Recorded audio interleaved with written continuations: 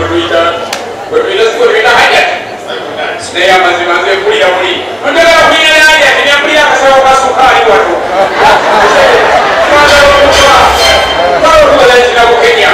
I am Nabukenya. Or the fire in a Okudamu TV and United We. But I am only not now for you are angry. Not now for the table to lose an opportunity. I don't want to do it. I didn't follow the way was in Nabukenya. What is that for now? Hey, for what reason? I don't know the Yanya. Hey, I just got you. Yes. Hey, run down.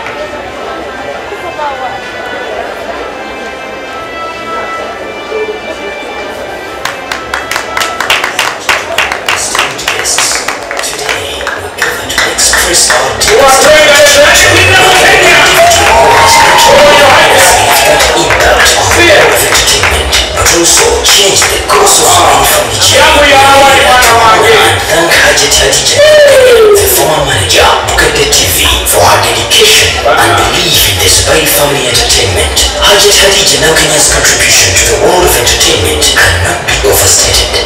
She had the foresight to recognize the potential and talent of the Zubair family. At a time when they were just budding artists, she believed in them. Without her, Zubair family, we wouldn't be where we are now. Her vision and guidance allowed us to showcase our incredible talents to the world. Thanks to the vision, dedication, and unyielding support of Hadijah Nabukenya. We are here today not only to thank Hadijah Nabukenya for her invaluable contribution to the entertainment industry, but also to celebrate the Zubair family entertainment, a success story that would not have been possible without her. Hadijah Nabukenya, you have touched our lives in profound ways, and we are forever grateful for your unwavering support and dedication to the Zubair family entertainment. Thank you for bringing joy and inspiration to the world, and for helping Zubair family to achieve the incredible success we enjoy today. Your legacy will continue to shine brightly in the world of entertainment. Thank you so much.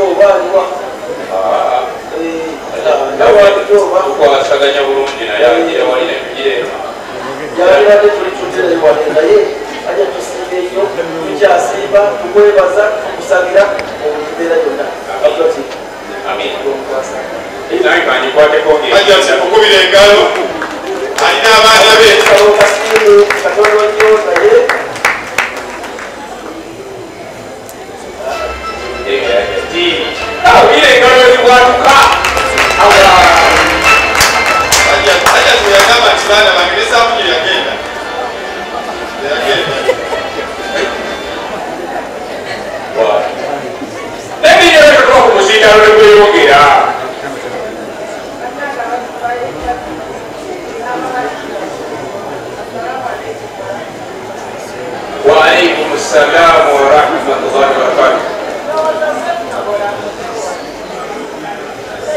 HK Edo kare kare kuna usu ageze kujuza usu muri mira walipo okay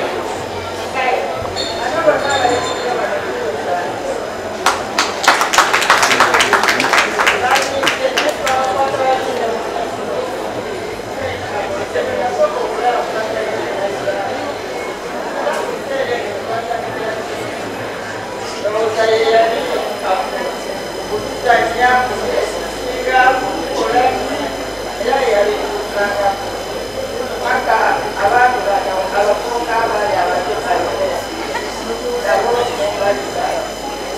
Okukwatagana ne bazannya Uganda mpaka Uganda. Ebale nnyo kubawagira. Amina.